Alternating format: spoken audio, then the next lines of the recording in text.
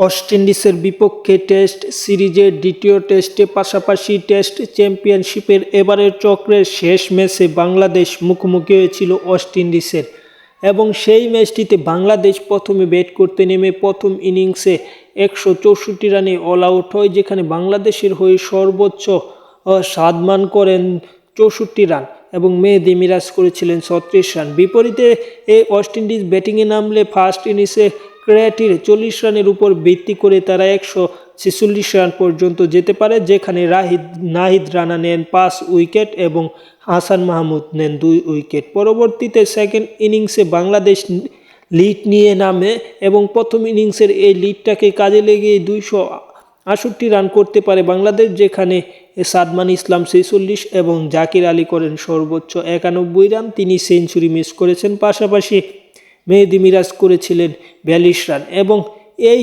টার্গেটটা ওয়েস্ট ইন্ডিজের জন্য যথেষ্ট ছিল এবং ওয়েস্ট ইন্ডিজকে তাইজুল ইসলাম একাই ঘুরিয়েছে তার ফাইবারে। এই ম্যাচটি বাংলাদেশ জিতে যায় 101 রানে।